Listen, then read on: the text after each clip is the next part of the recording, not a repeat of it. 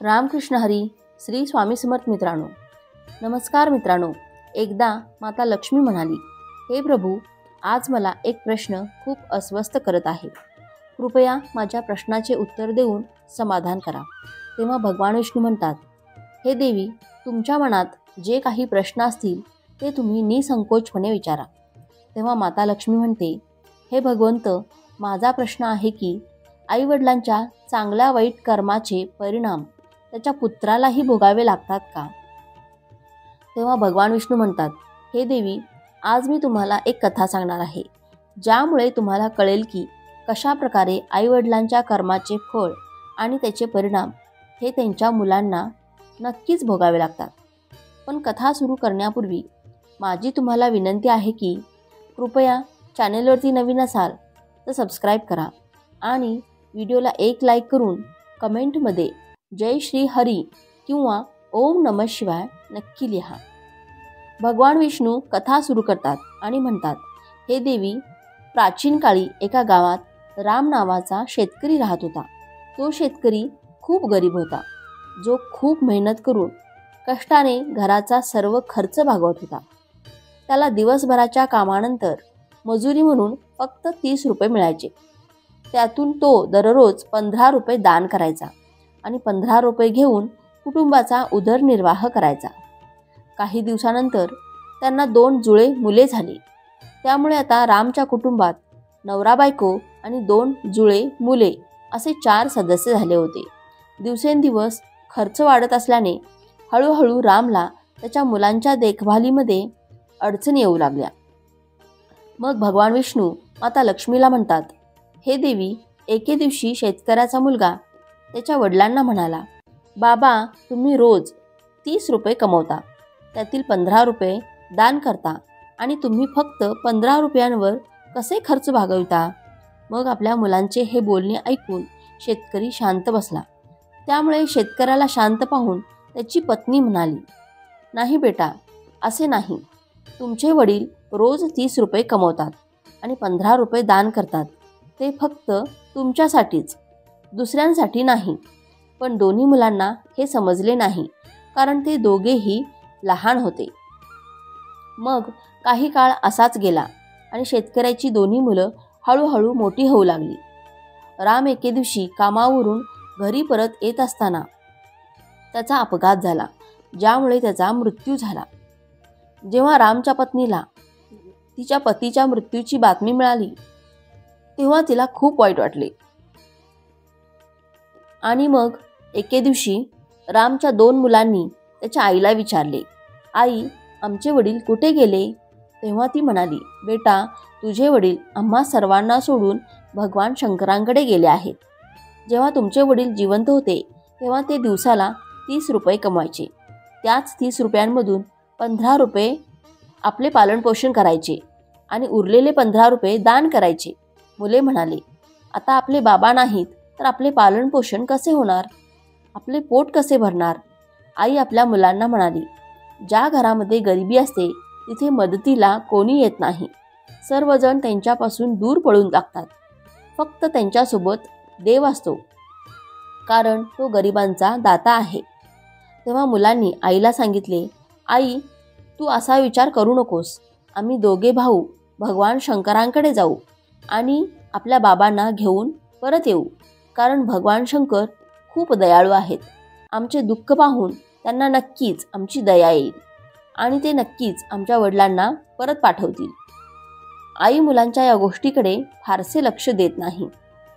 एके दिवशी रामची बायको म्हणजेच शेतकऱ्याची बायको तिच्या दोन्ही मुलांना घरी सोडून कामाच्या शोधात गावात गेलेली असते आणि दुसरीकडे त्याची 2 मुले म्हणजे दोघे भाऊ आपापसात विचार करू लागतात की आपण कैलास पर्वतावर भगवान शंकरांकडे जाऊन आपल्या वडिलांना परत आणायचे का? असा विचार करून दोघे भाऊही वडिलांना आणण्यासाठी घरातून बाहेर पडतात. दोघे भाऊ खूप वेळ चालत गेल्यावर त्यांना थकवा जाणवला आणि एक मोठा वटवृक्ष पाहून ते त्याच्या सावलीत येऊन उभे राहिले. मग या वटवृक्षाच्या सावलीत थोडा वेळ आराम करावा असा विचार दोन्ही भावांनी केला. तेव्हा वटवृक्ष मानवी आवाजात म्हणाला, मुलांनो, तुम्ही कोण आहात आणि कुठे चालले आहात? आजपर्यंत तुमच्यासारखी कोमल मुले माझ्या सावलीत बसली नाहीत. तेव्हा त्या 2 मुलांनी सांगितले की आम्ही शेतकऱ्याची मुलं आहोत आणि आम्ही कैलास पर्वतावर भगवान शंकरांकडे आमच्या वडिलांना आणण्यासाठी जात आहोत. तेव्हा त्या वटवृक्षाने त्या मुलांचे बोलणे ऐकले. तेव्हा ते म्हणाले की मुलांनो, तुम्ही माझ्यासाठी सुद्धा भगवान शंकरांना एक प्रश्न विचारा. आणि तो म्हणाला, मी अनेक वर्ष इथे उभा आहे, पण माझे एकही पान जमिनीवर पडले नाही आणि माझ्या फांद्याही सुकत नाहीत. मी काय पाप केले आहे की ज्याच्यामुळे मला या योनीतून मुक्ती मिळू शकली नाही? याचे कारण काय आहे? मग त्या दोन्ही मुलांनी म्हटले की ठीक आहे, तुमचा हा प्रश्न आम्ही भगवान शंकराला नक्कीच विचारू. असे सांगून दोन्ही मुले पुढे जाऊ लागली आणि वाटेत त्यांना एक अतिशय भयानक मोठा साप दिसला. त्या सापाला पाहून दोन्ही भाऊ भीतीने थरथर कापू लागले आणि उभे राहिले.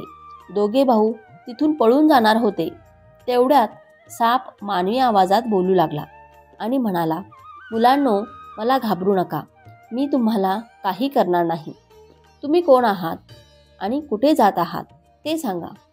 मग दोन्ही मुलं त्या सापाजवळ गेली आणि हात जोडून म्हणाली, हे सर्पदेव, आम्ही दोघे शेतकऱ्याचे पुत्र आहोत आणि आम्ही दोघे जुळे भाऊ आहोत. आम्ही आमच्या वडिलांना आणण्यासाठी भगवान शंकरांकडे जात आहोत. तेव्हा साप म्हणाला, मुलांनो, माझा सुद्धा एक प्रश्न आहे, तो तुम्ही भगवान शंकरांना विचारून या. मी बरीच वर्ष इथे पडून आहे. मला आता चालताही येत नाही. माझ्या शरीरात थोडासाही जीव नाही. मागच्या जन्मी मी असे कोणते पाप केले आहे ज्यामुळे मला या जन्मातून मुक्ती मिळू शकली नाही? याचे कारण काय आहे? तेव्हा ती मुले म्हणाली, ठीक आहे, तुमचा हा प्रश्न भगवान शंकराला विचारून आम्ही नक्की येऊ. मग भगवान विष्णू माता लक्ष्मीला म्हणतात, हे देवी, हे सांगून दोन्ही मुले पुढे जाऊ लागली. तेव्हा वाटेत त्यांना एक सेठजी भेटले. सेठ म्हणाले, मुलांनो, तुम्ही दोघे कोण आहात आणि इतक्या कडक उन्हात कुठे जात आहात? आणि तुम्ही दोघे लहान आणि कोमल दिसत आहात. तेव्हा ती मुलं म्हणाली, शेठजी, आम्ही शेतकऱ्याचे पुत्र आहोत आणि आम्ही जुळे भाऊ आहोत. आम्ही दोघे कैलास पर्वतावर आमच्या वडिलांना आणण्यासाठी भगवान शंकरांकडे जात आहोत. तेव्हा तो सेठ म्हणाला की माझा एक प्रश्न तुम्ही भगवान शंकरांना विचारा. तेव्हा तो सेठ म्हणतो, मुलांनो, इथे येणाऱ्या प्रत्येक जणांची तहान भागवण्यासाठी मी अनेक वर्षांपासून इथे विहीर खोदत आहे, पण त्यातून अजूनही पाणी निघाले नाही. मी माझ्या मागील जन्मात असा कोणता गुन्हा केला आहे की या विहिरीला अजून पाणी लागले नाही, ज्यासाठी मी ही विहीर खोदण्यासाठी खूप पैसे खर्च केले आहेत? तेव्हा ती मुले म्हणाली, ठीक आहे शेठजी, तुमचा हा प्रश्न भगवान शंकराला विचारून आम्ही नक्कीच तुमच्याकडे परत येऊ.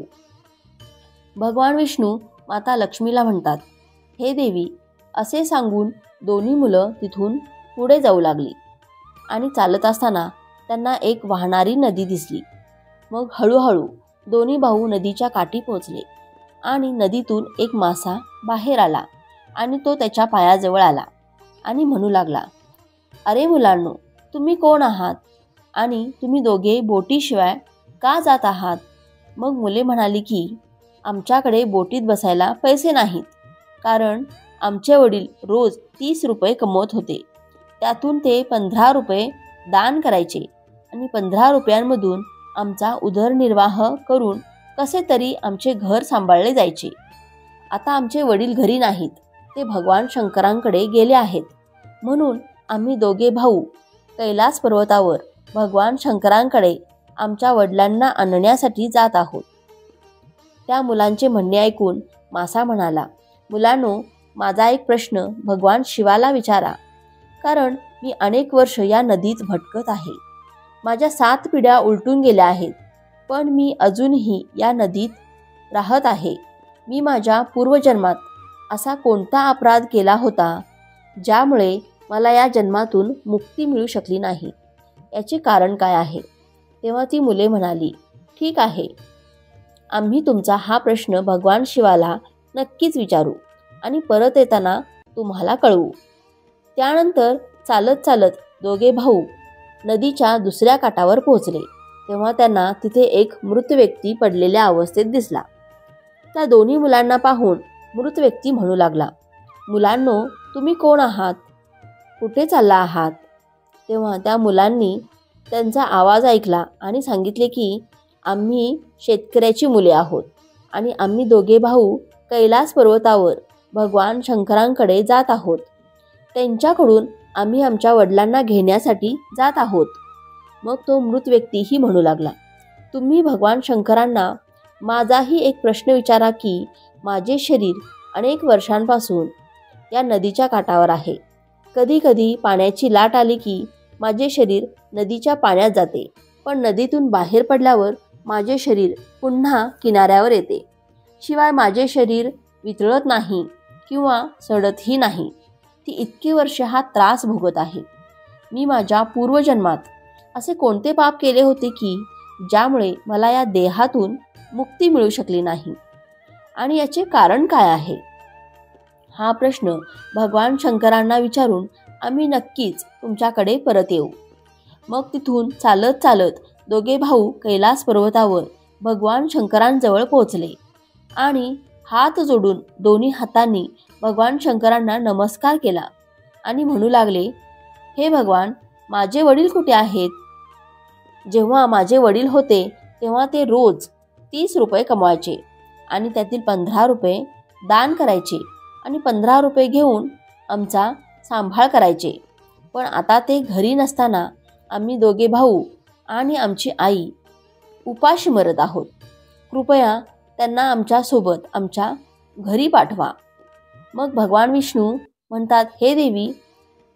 भगवान शिव त्या दोन मुलांचे म्हणणे ऐकून म्हणाले, ठीक आहे, मी तुमच्या वडिलांना घरी पाठवतो. आधी तुम्ही दोघे भाऊ इथे बसा. मग भगवान शंकराने त्या दोन मुलांना आपल्या जवळ बसवले आणि त्यांना खाऊ घातल्यानंतर त्यांना विचारले की तुम्हाला आणखीन काय हवे आहे? मग त्या दोन मुलांनी भगवान शंकरांना वाटेत जे काही घडले, त्यांना कोण कोण भेटले आणि ते काय म्हणाले त्याबद्दल प्रश्न विचारले. तेव्हा भगवान शिव त्यांच्या सर्व प्रश्नांची उत्तरे देत म्हणाले, मुलांनो, जाताना तुम्ही दोघांनी तुम्हाला जे कोणी भेटले त्या सर्वांच्या प्रश्नांची उत्तरे त्यांना सांगा. त्यानंतर भगवान शिव म्हणाले की तुम्ही दोघेही जण आता तुमच्या घरी जा. तुमची आई तुमची वाट पाहत आहे. तुमचे वडील तुमच्या घरी पोहोचतील. मग दोन्ही भाऊ भगवान शंकरांना नमस्कार करून परत आपल्या घरी निघाले. नदीच्या काठी पडलेला तो मृत व्यक्ती त्यांना दिसला. त्या दोन मुलांना पाहून मेलेला माणूस म्हणाला, मुलांनो, माझा प्रश्न तुम्ही भगवान शंकरांना विचारला का? तेव्हा मुलांनी सांगितले की हो, भगवान शिव म्हणाले की तुम्ही पूर्वी मोठे विद्वान होता, पण तुमचे ज्ञान तुम्ही कोणालाही सांगितले नाही. आता जेव्हा तुमचा मृत्यू झालेला आहे तेव्हा तुमच्याकडे असलेले ज्ञान आतल्या आत तुमच्यामध्ये घुसमटत आहे. जोपर्यंत तुम्ही तुमचे ज्ञान कोणाला सांगत नाही तोपर्यंत तुमच्या आत्म्याला शांती मिळणार नाही. तेव्हा मेलेला माणूस म्हणाला, मुलांनो, आता अशा परिस्थितीत माझ्याकडे ज्ञान घेण्यासाठी कोण येईल?